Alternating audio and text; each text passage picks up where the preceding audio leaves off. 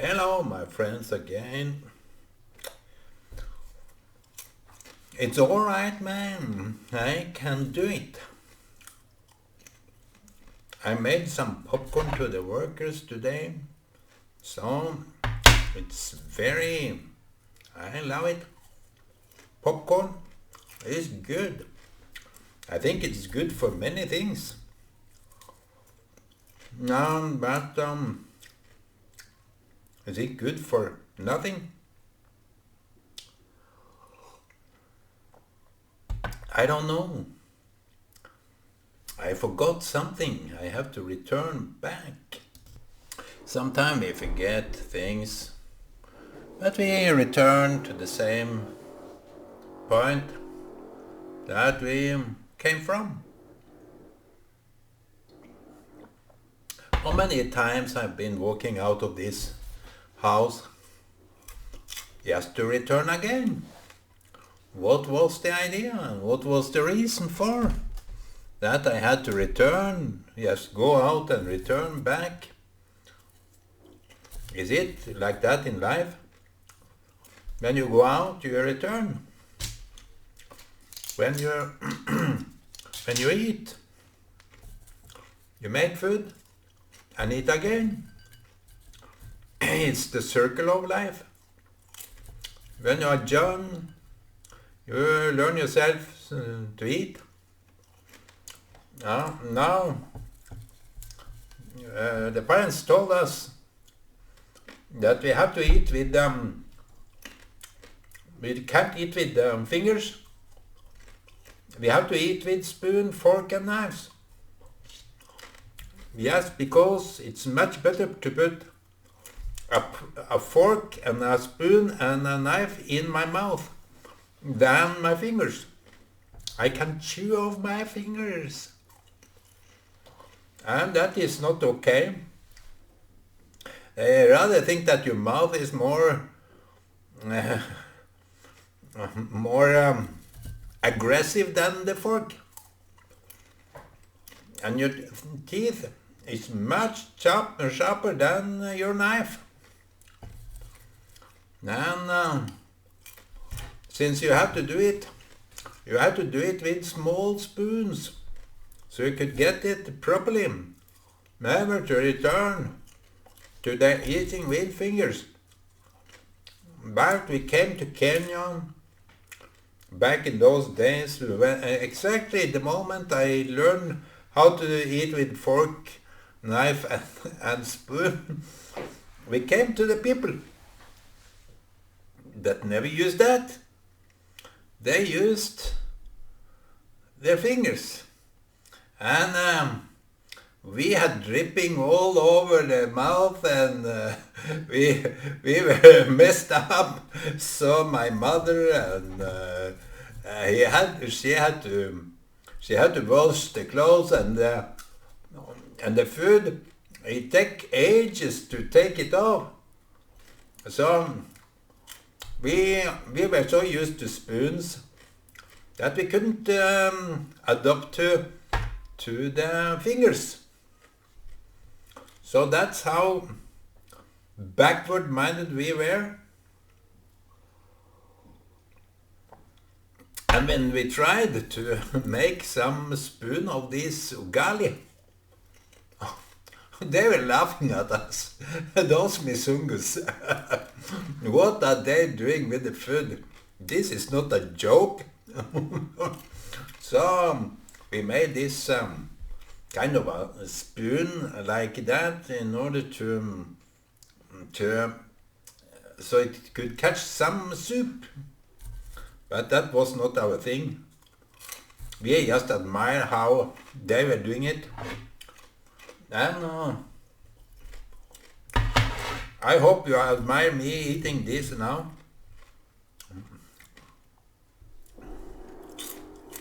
A lot of butter. I think it was something wrong with it. I gave it to the workers. Obviously it had some impact, because you can listen to this. Anyway, Train, what is the topic of today?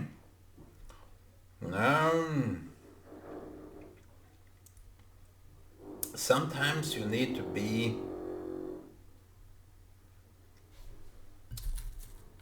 aware from which part of from where you're coming from. Just to know how to return, when to return, and when you return. I hope you return to the same place that you went. I don't know. Who knows?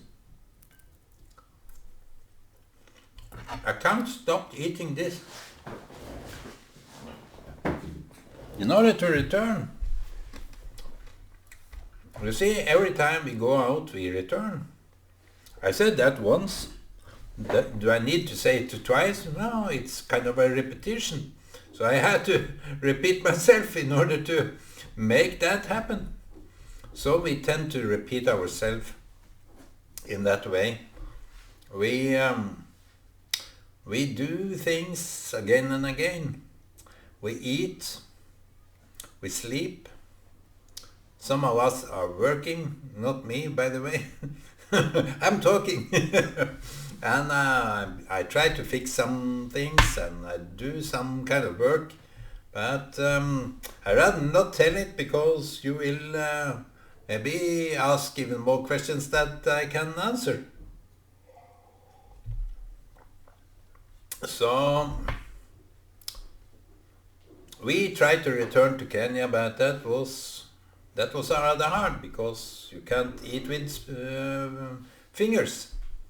You have to eat with your mouth. So, and they had some nice food there. Wow, wow, wow. They called it skumaviki, ugali, gisu, na skumaviki, con gialort. And they had this corn which they roasted. That was marvelous taste. I don't know how they made it, but it just tasted so marvelous. You can't get enough. And they had something called nyang. Nyang. I don't think they made it, but they grew it. And the nyang was, you had to peel it off peel this skeleton. It was a big straw. It was thick like that. Some was maybe thinner, but the big one were like that because it contained sugar. And just around the place we were living, there were so much sugar cane. They called nyang. And every harvest we delivered the nyang to the sugar factory, and the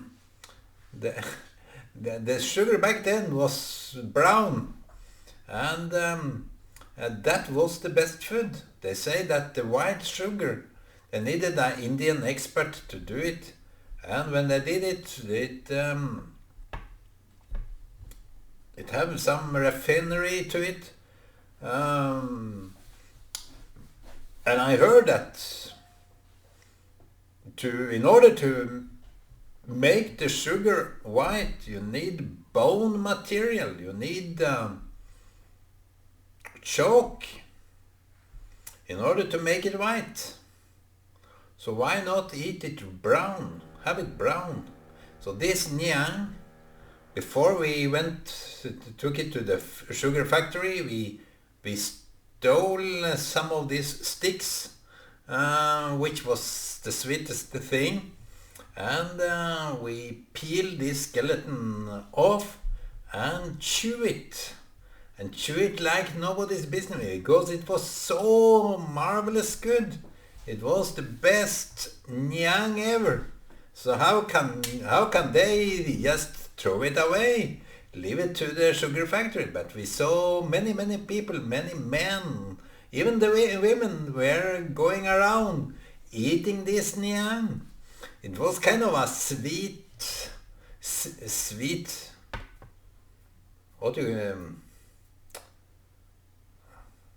it was sweets.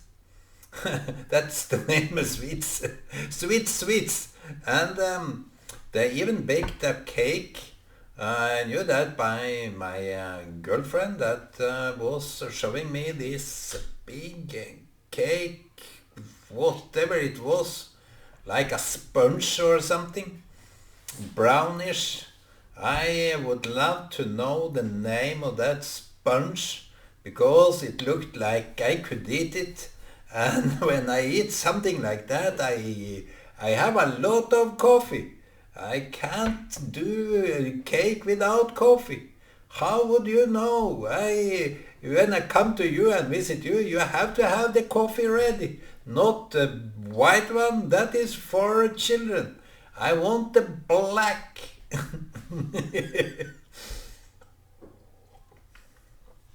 So the black coffee is for me, my friends. If you want to serve me coffee, serve me black. Not very strong, so it can run by itself. No, you need to have it a little bit tasty too. No add sugar. No. Only water and coffee. But you don't. If you put instant coffee, I know you are fooling me. But I know the Africans know how to make good coffee. Maybe they put some what they call ginger in it. Yes, in order to make it tasty. I think that was for the chai, the tea. But coffee, they have a mixture of many things, many ingredients, just to make it aromatic and tasty. So when I get this sponge made of sugar, I would love to eat that because I have never eaten it. I was in Kenya for many years and I never came across this cake, these sweets. But those people, they had this Niang stick and walking like friends with friends, and they were eating this Niang. I think it was kind of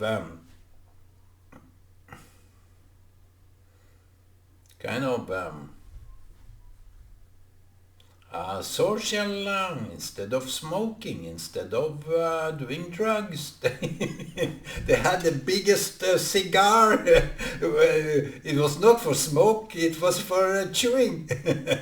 And they could eat it, and they ate it well. And the teeth, you should think or believe that the teeth of those people would get rotten like just right away. But no, the teeth of those people were so strong, and they were mocking us for weak teeth, soft skin. We got easily sunburned, and they were just laughing. What?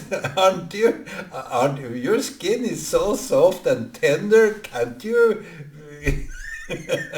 So that was we were kind of a laughing stock to them, I believe, because it was maybe we were like white pigs. They have dark bark and black pigs.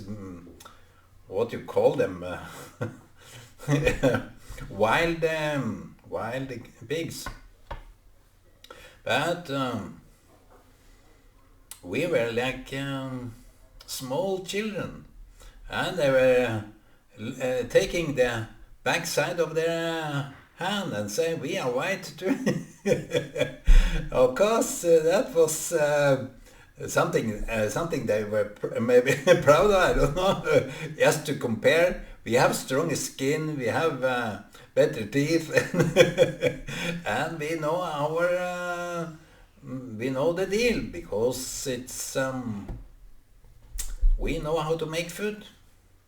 That food was tasty, and when they made chai, this tea, It was a secret recipe of delivered straight from the heaven above, because they had this makati, these slices of bread with lot of butter, and when you ate that, you were gone, you were lost, you were drifted up away into the dreamland of them. There's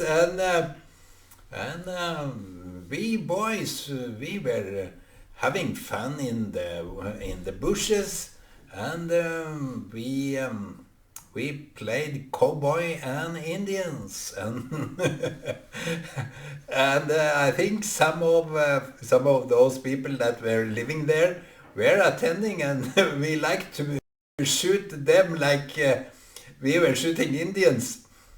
We were cruel back then. I have to apologize for that, because it was racism all the way. I hope that you can take this as a funny joke. It's tasteless, I know, but you have this tasty food that we will never be bored by. We are hungry for tasty food, and when we come back to Norway, what is this tasteless food? I have this fun of this goat cheese. Maybe those that have been following me through years know that I had this slice of bread with goat cheese on top. And the reason for this goat cheese is just because Kenya, they had the best food. And my mother, when she was, we were traveling from Nairobi to Moroni or Kuala, we were buying this cheese along the road, Tilsiter. The Tilsiter cheese, she was so, oh, that was the best cheese ever. And she was going into this factory where the cheese had to lay for some time, maybe half a year, maybe more, in order to ferment, in order to be prepared for when it's ready. And they stick a pin into the cheese in order to know what was the taste in the middle of this cheese, because I think the part of the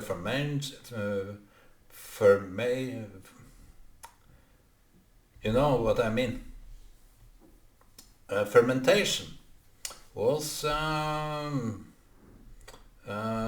working within this wax layer outside. So when she tasted some of them and asked question about the time they have been there, she picked out the best she could taste.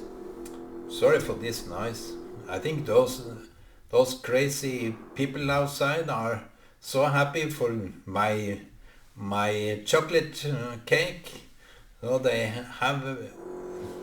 have eagerly started working again. That's another tasteless joke. So when we came back to Norway, I thought cheese was very dull.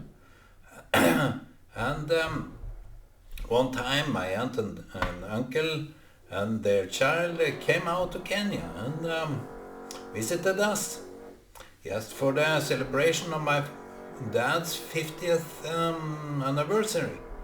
And they brought with them this big load of goat cheese. I think it was 2 kilo of this goat cheese, which came from all the way from some, what you call seter in English, is some cabin up on the hill where they have let the goats go free and eat from the vegetation out around.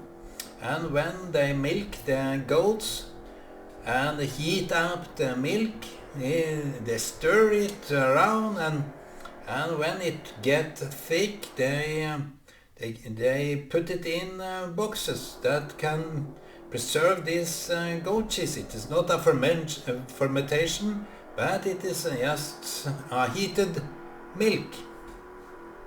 So this goat cheese have some sharp taste to it. So I was so dull of this brown cheese that we had back then. It was only from cow milk, dull and boring and nothing to it. But when I tasted this goat cheese, it melted on my tongue, and I was so happy to enjoy this. What? It was the best cheese ever. So when we came to Norway, I was asking around for this goat cheese, which could not be achieved. I didn't get it, but I never gave up. But nowadays I have goat cheese more or less every freaking day. Every day I wake up, I was dreaming about goat cheese. Now I'm eating it. With strong coffee, back to the coffee. So this is yet again a circle of events. It's just happening all day, all around, all year around. So that is circle of events. Who would think that coming from Kenya you can develop some tastes that are different from the Norwegian, dull. I tasted some, you see we have some meatballs here with this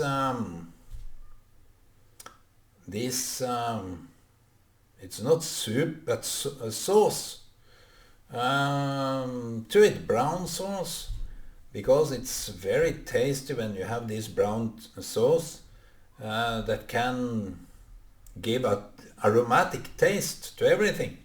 And I know that people here in Norwegian, the old ladies back then, on my mom's generation, they knew how to bake bread. Today, no. They knew how to make dinners. Now, no. So this lady was making kjøttkaker, if you know what I'm talking about. These meatballs with sauce. And it tasted so dull. And I salted it, again and again. And it never had some taste. So that was the taste, the most tasteless. What a dinner that was. I was so nauseous. And who can eat that kind of stuff? But the man, the husband in that town, he was so all over all over the dinner. He could eat the whole dinner in one go. So that was his attitude to the dinner at the table. So I hope that he still is happy with the dinner that is made.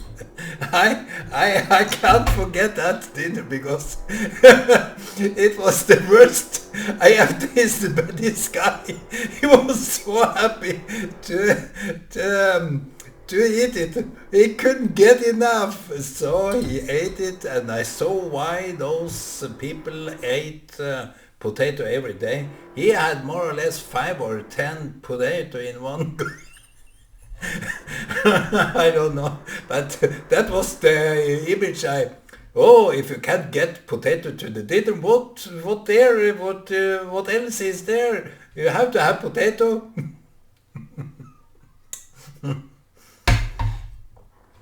So this is just a return. When we come together, we talk about the same things. I will rather do it once than do it all the time. I don't know. People are so happy when they can repeat themselves over and over and over again. I myself, I hate this repetition. I hate routines. I can't stand myself when I hear myself saying the same thing over and over again. Yet my children are saying, I heard that before. my children, when I say something, Mom, you told me that just the other day. So it goes without saying that we are pattern. We are a human walking in patterns, and that is some interest even for me, because when I grew up, I hated the notion of brushing your teeth every day. That you had to clean your face every day. You had to you had to eat. You had to everything was that you had to do it. You just must do it. If not, maybe the hell broke loose. I have no idea why it was so stringent that you should clean your mouth or teeth. It was just a messed up notion of habits. They said that good habits, if you spoil good habits, you develop bad attitude. I don't know. So who knows? Who knows that? If that is the fact, I don't know. But you see, when we meet people, we do more or less the same thing. But I hate that. I hate the fact that even the drive of talking is about boring stuff. I like to talk about something important, something profound. That's why I think I do this video, just in order to remember that I didn't say that before.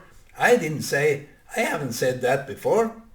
But I go backwards in time. When I'm talking, I go backwards in time and bring the past time in front, so we can learn from past times. I think it's, even as it's maybe boring, cheerful, or tormenting, we need to go in some way. We need to go back in our memory line, just to remind ourselves that it have been like that before. It could be like that again. And when I look at old pictures today, are we so different from them that have passed away? Are we so different? Have we learned anything? As they say, we stand on the shoulders of our forefathers, our parents, our ancestors. Do we? When we need to be aware of things, when we need to be cautious of things, do we really stand on the shoulders of our ancestors that have gone before? Is it our pride that we are walking there? Shouldn't we be a little bit more aware of the impact that we are doing? Who am I to say I'm the right one for this? Who am I to believe that I'm the best chosen? I'm God chosen? No, people are so obnoxious of themselves. They even believe that God have chosen them. They even use it for their own gain's sake. That they are so important that it's them and them only them. So, my friends, don't go into those traps. Be a little bit humble and be a little bit nice. Even if you repeat yourself, be nice with each other, be kind, do good, and that is counting for so much. I heard a little story the last day that someone that felt down looked at some of these things and was cheered up. So the little amount of doing good can change a day for another. Be blessed and be a blessing.